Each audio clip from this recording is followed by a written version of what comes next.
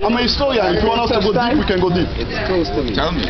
You know? And You don't know. Our kite come from Christ. You get it? The spirit, the white Christ, they say resurrect. That's why they get a kite team. That's why they say Easter is time to fly kite. It's a representative of flying Christ. You get it? So I'm a Rasta man. I'm not a man. But you know where that came from? That's because Chinese people used to fly kites in spring, and they had to tie it to Easter so that people wouldn't be like freaking out on them for doing some kind of voodoo kite thing. So that's where that came from. So people flew kites at Easter, and Easter became Kite Festival. That's where Easter became Kite Festival because of Christ. Well, they tried to. Christ. You know what? They tried to connect the resurrection of Christ. So you're gonna fly your kite on that day, like the same thing. You know what I mean? That's what I say. That's where kite. No. Because Chinese people did it. They would have called it idolatry. So they had to tie it to Christ, make it a Christian thing, so that it wouldn't be outlawed and shit. Kites are ancient, man. Kites? I never knew about 3,000 years old. How many years old? 3,000. Before BC? Before Christ, or sorry? BC or after Christ? It would be 1,000 BC. 1,000 before Christ. 1,000 years before Christ. What was Asian culture, you said? Originally China, yeah. What kind of ways they used to fly kite? When kite they went flew to it Africa, for war. Okay, like if they had a war, they would make symbols with kites in the sky. Kites were also connected to Taoism, like learning how to use the air element, you know, learning how to harness like fighting, kite fighting. There was kite fighting, fights with kites. Has kites in India. Kite fighting, when that started? Kite fighting in India is almost as old as China too. The kite fighting? Yeah, kite fighting, and they do kite fighting in Afghanistan. The Taliban tried to outlaw it because it's associated with Chinese minorities. Okay, in Africa, kite thing is Christianity and it's Christ. Okay. So I'm from Africa. I'm not Asian, Indian, or Arabian. I'm an African. So and African kites for you are Christianity. Yeah, that's what when they took kite there, like through the Christian realm. They only fly kites on Easter day. Okay. You get the point? So because of that, I don't fly kite. Shit. Yeah. Because of that, I don't fly kites at all. So Christians ruined kites. Christians ruined kites for Africans. Well, if they ruin it for Africa, maybe they do. But for me, I will never fly kite because of that. You get me? Right. I will never fly kite. Yeah. Right. You get it?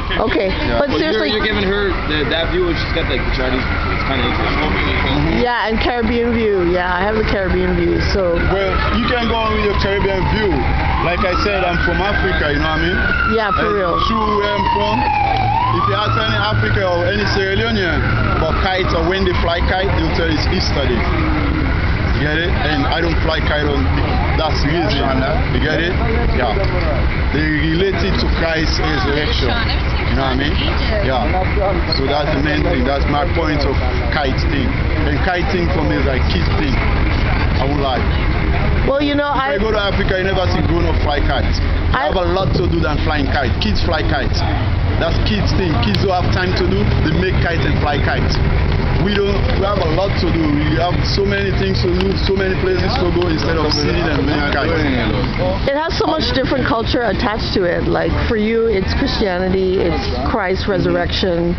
You don't fly with that. You know, I completely understand that.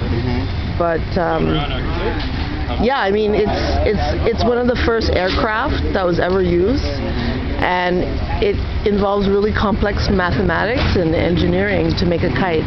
Like African kids can do it, but I would bet Canadian kids couldn't do it. Seriously, I as a Canadian kid could not build a kite. I was too hasty. I didn't make the pace correctly. I was too heavy-handed. You know, I have to learn that as an adult because I was too stupid.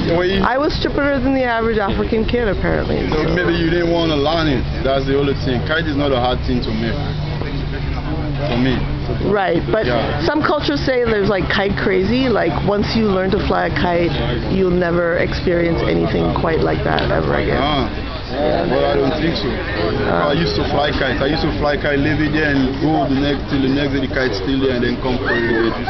But I never like still feel that. I never feel that way again. Like feeling like I want to go like mount a kite or go do a kite war. It's for me, so many things I gotta do instead of go do the kiting. The kiting for me is a waste of time, to be sincere. You gotta have a certain kind of time. You gotta have kind of country time to be able to do it for sure. Yeah. It's not a like staple it and photocopy it and there you go kind of thing. So yeah. It's only Canada I see people flying kites throughout the year. They don't have time for fly kite. Yeah. Back home we only fly kite Easter. So how old were you when you used to fly kites? I would say I started flying kites since kid. Like I would say like 5 years. My dad started building kites for me and then 5, 6, 7, 8 years. Within 9 years I started building my own kites. Started to sell kites. I used to even sell kites. Yeah, build it and put it in the wall and kids come and buy it and sell it to kids. Yeah. So I was a kite man. But when I check out what the kiting is all about, when I question my dad and ask certain people around me, all the kiting is about Christianity and Christ. You know what I mean? Alright. So Keep talking and walking and walking. Enough talking, let's start walking. Thanks, Longlife. Yeah, Brought history too.